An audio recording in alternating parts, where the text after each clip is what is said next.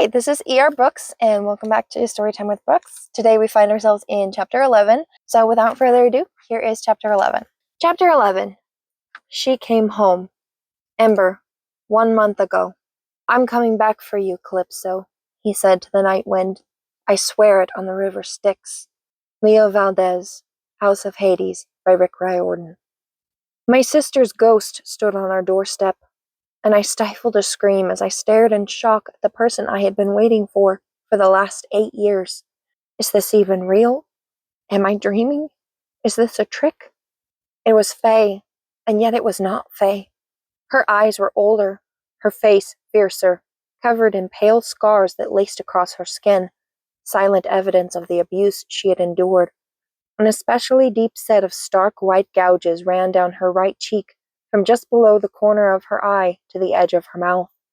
Her ears were different too, poking out through her long blonde hair in delicate points. She vibrated power, the aura of her magic so strong it made my hair stand on end.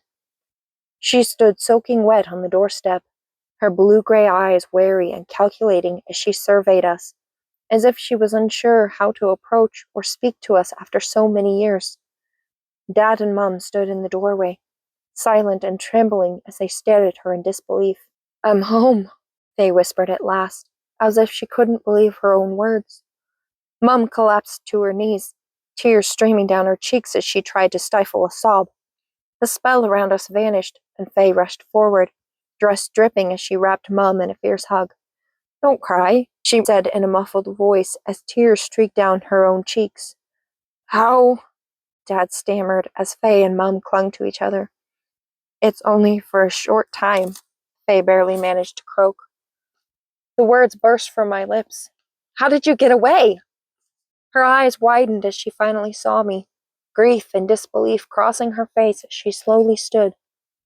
I watched you grow up through the mirrors, she gasped before she stumbled toward me and wrapped me in a tight hug. But it's real. You're so much more than the mirrors could ever portray. She was sobbing as she held me close. I thought I'd never see you again, she whispered. I was shaking, unable to move, unable to speak. This was real. She was home. After all these years, she was finally home. It felt traitorous to admit that we had almost given up hope. Where's Evadne? She asked, her voice muffled in my shoulder. I was 4 inches taller than her small 5'6" frame. She's at ballet, Mum replied. She'll be back around 4. Faye nodded and pulled away slightly, her eyes taking in the house around us, as if she still could not believe that she was standing in her home. How did you get away? I repeated. She bit her lip. I didn't, she said at last. I was granted a reprieve, but I cannot stay.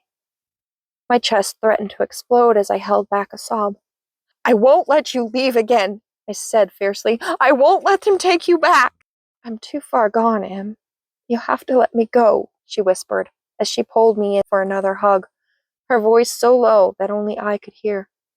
I'm not human anymore.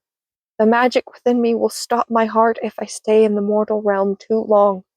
The sob was cutting off my air, cutting off my hope. We were not out of the woods. There was no escaping this nightmare. They had given her back, but only with the cruel intention of wrenching her from us again. I can't bear that loss anew. I cannot lose you again.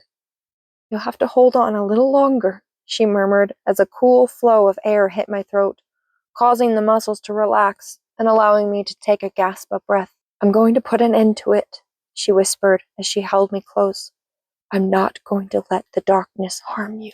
Thank you for tuning into this week's chapter. As always, I hope you have a wonderful week, and I'll see you next time. Take care.